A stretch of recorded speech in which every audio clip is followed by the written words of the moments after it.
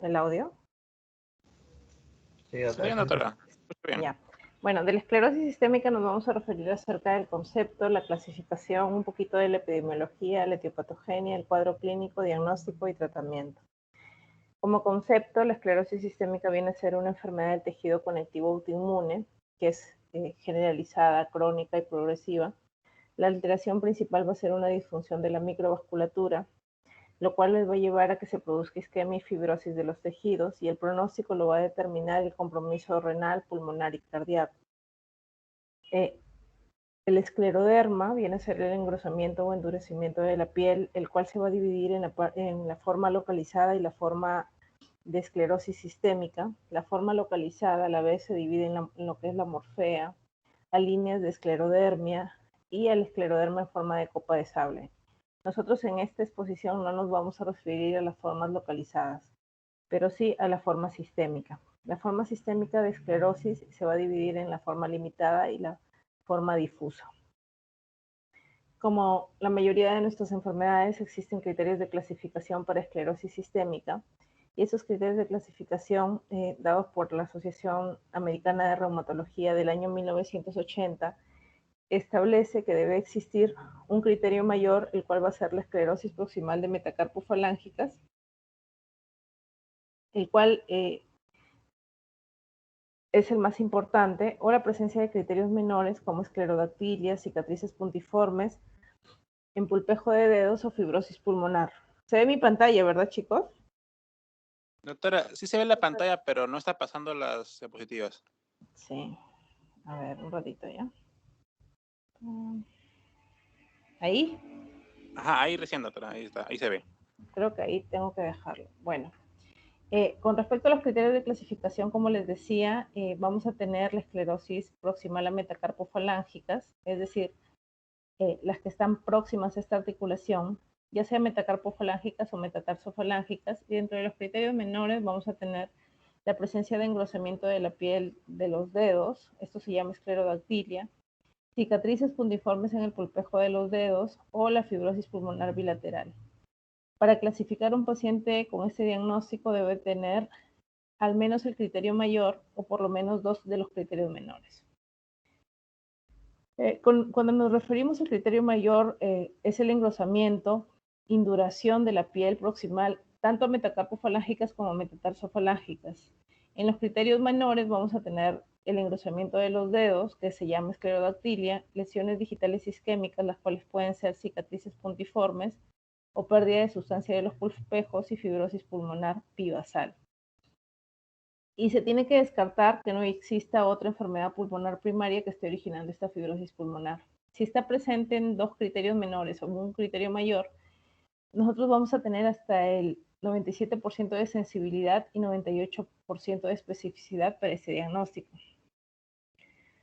Ahora, existen diferencias entre la esclerodermia limitada y la esclerodermia difusa.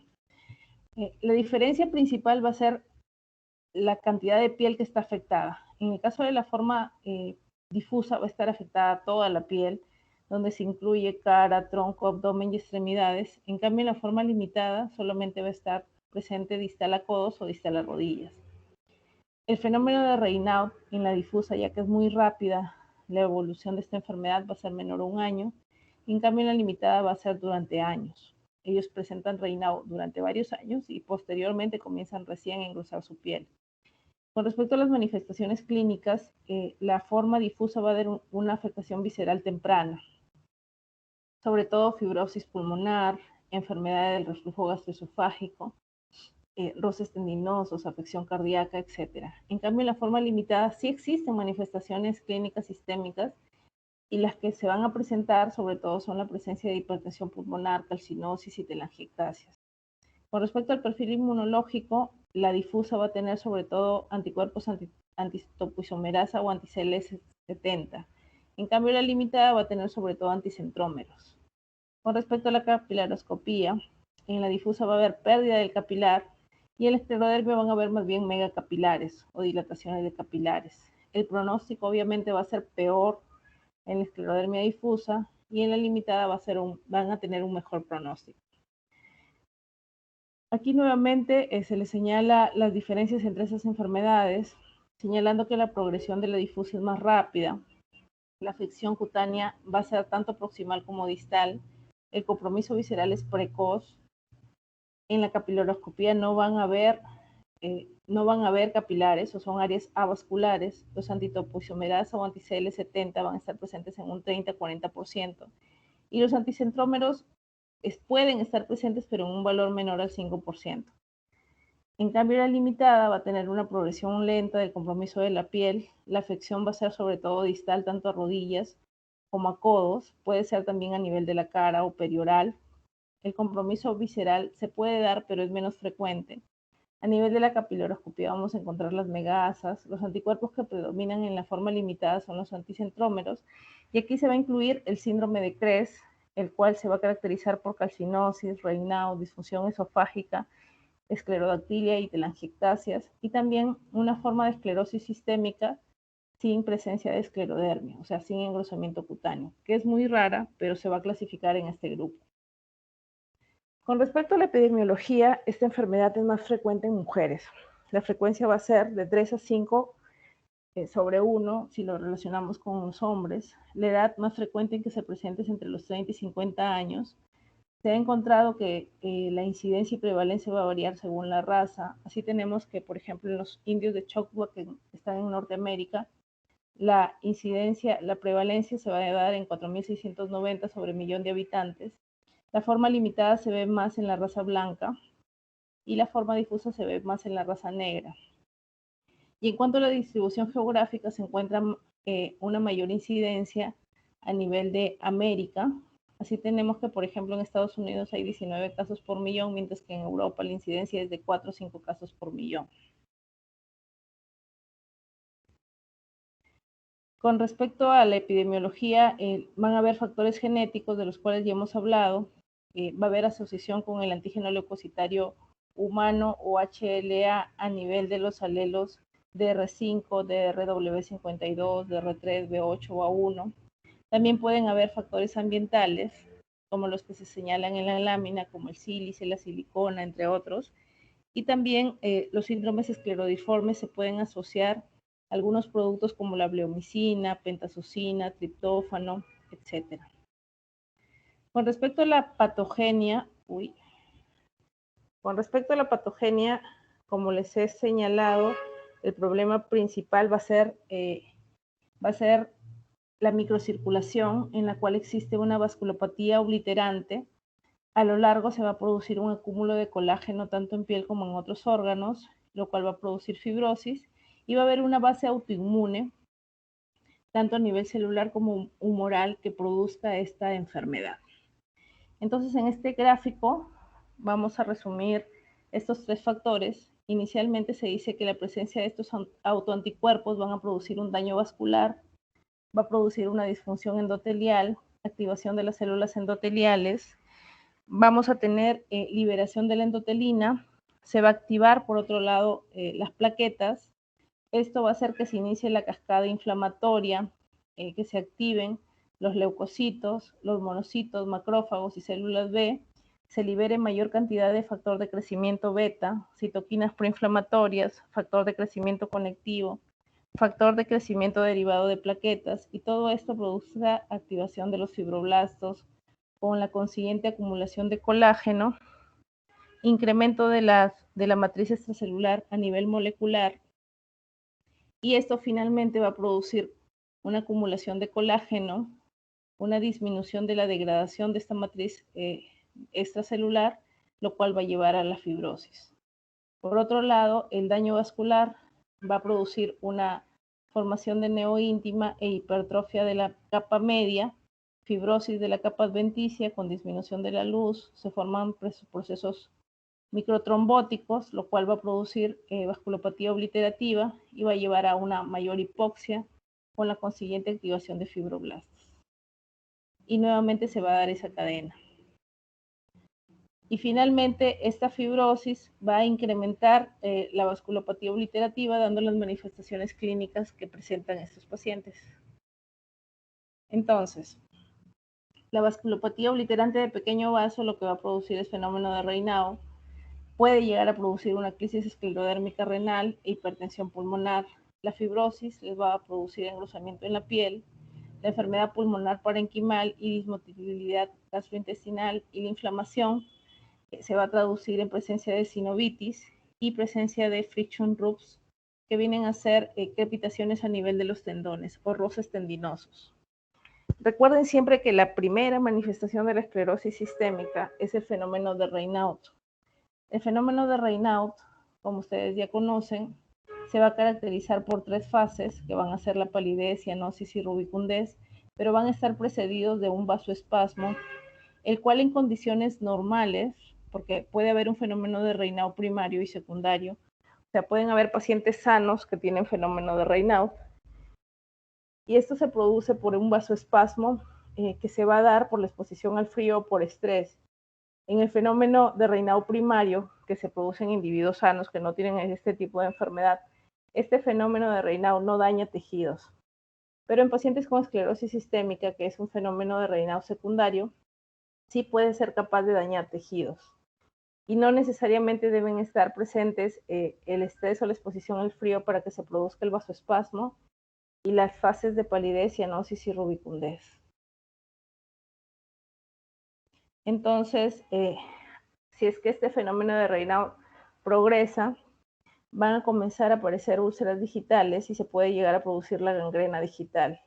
Inicialmente vamos a tener un paciente con pitting unguial o punteado digital que a la larga forme úlceras digitales y finalmente pueda llegar a producir gangrena o pérdida de tejido. A nivel de las metacarpofalángicas también pueden haber presencia de úlceras, y estas úlceras se dan por pobre perfusión o también por áreas de microtraumas en esas zonas. Y van a haber factores de mal pronóstico en esta enfermedad, como por ejemplo que tengan una afección cutánea difusa, que tengan una edad avanzada al inicio de enfermedad, que sean de la raza americana nativa o raza africana, que la capacidad de difusión esté disminuida en un 40% del valor del predicho, que haya afección orgánica como a nivel de pericardio con derrame, que haya presencia de proteinuria, hematuria o insuficiencia renal, que haya anemia, que haya un electrocardiograma normal y que la velocidad de sedimentación se encuentre elevada.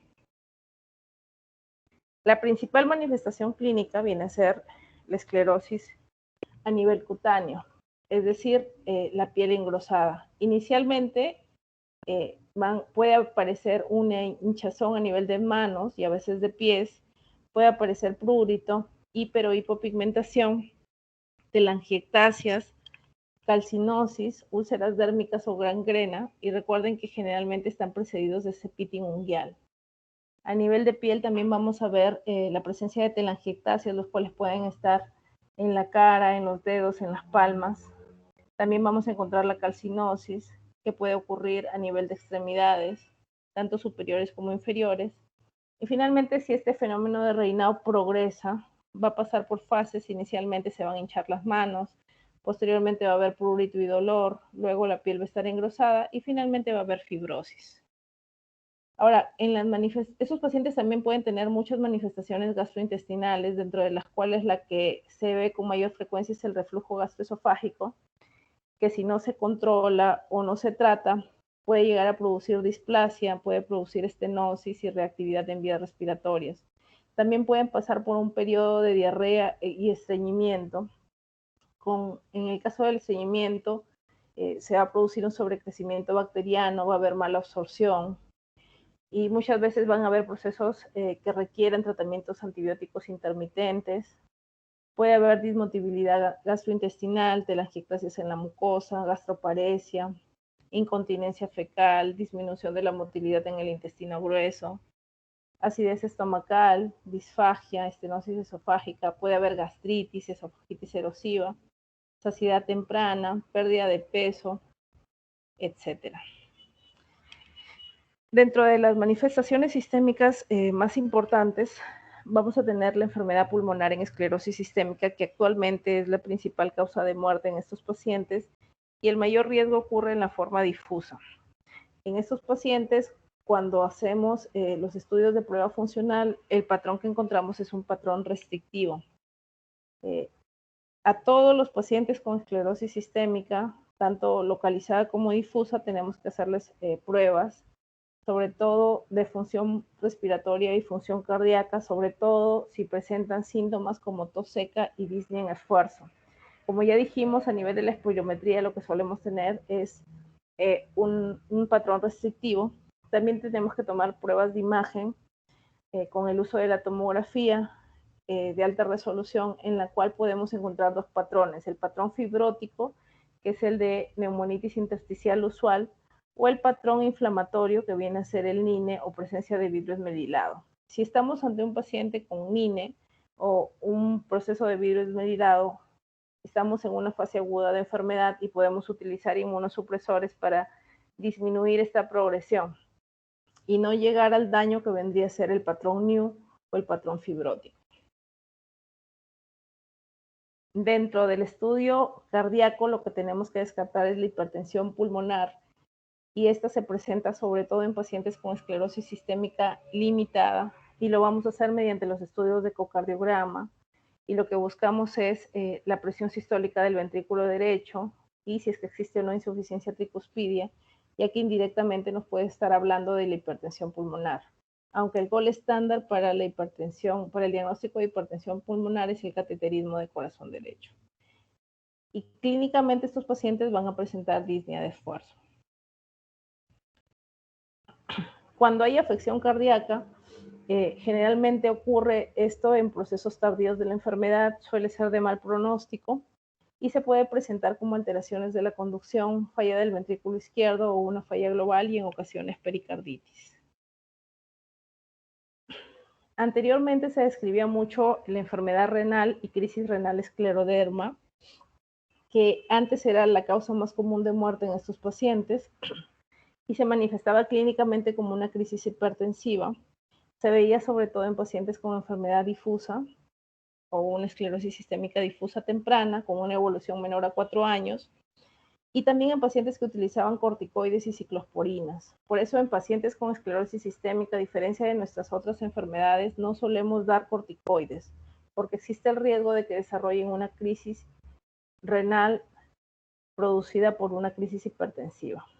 Clínicamente vamos a tener manifestaciones de uremia como náuseas, vómitos, oliguria.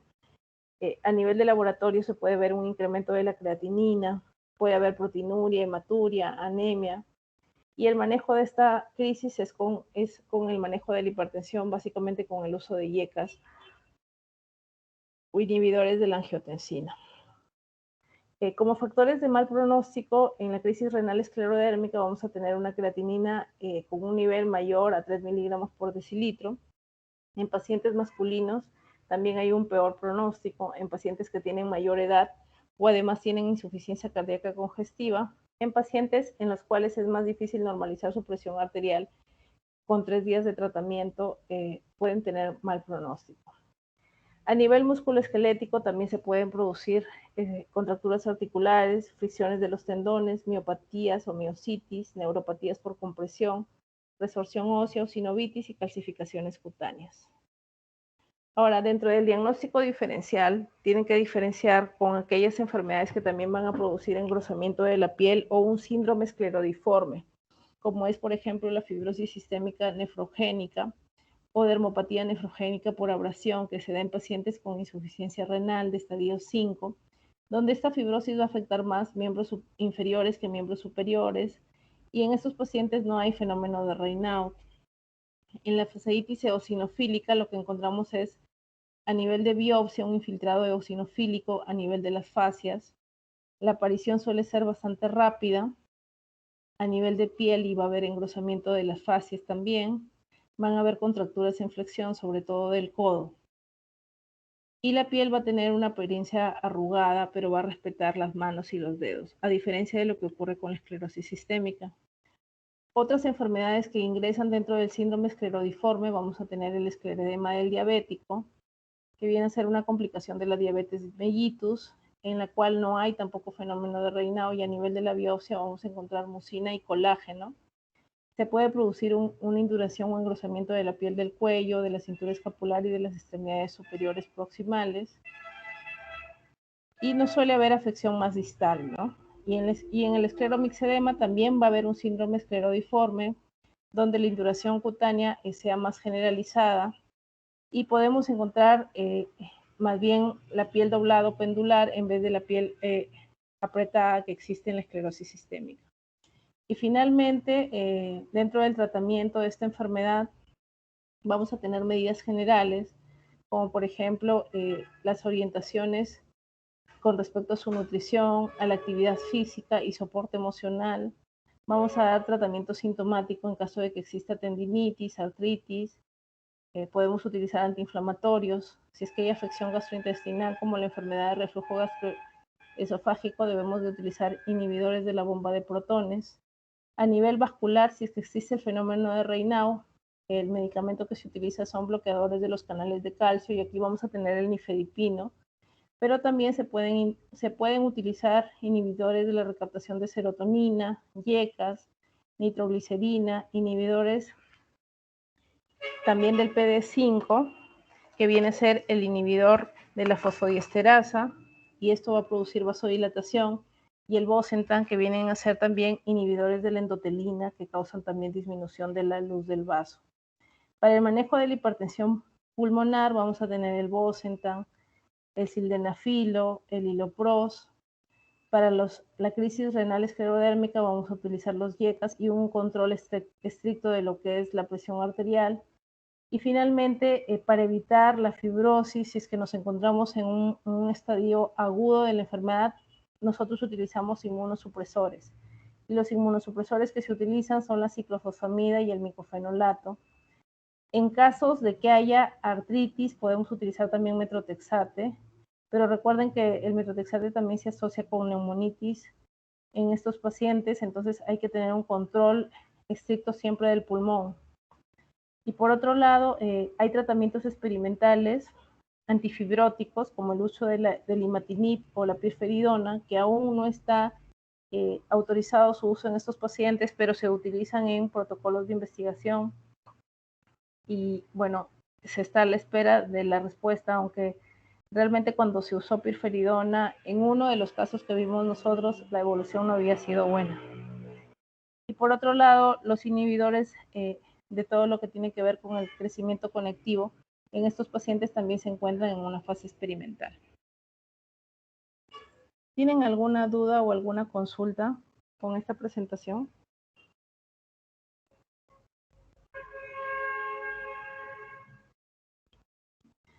Bueno, también hay un caso clínico de esclerosis sistémica y la idea es que ahí también lo desarrollen esto con mayor profundidad.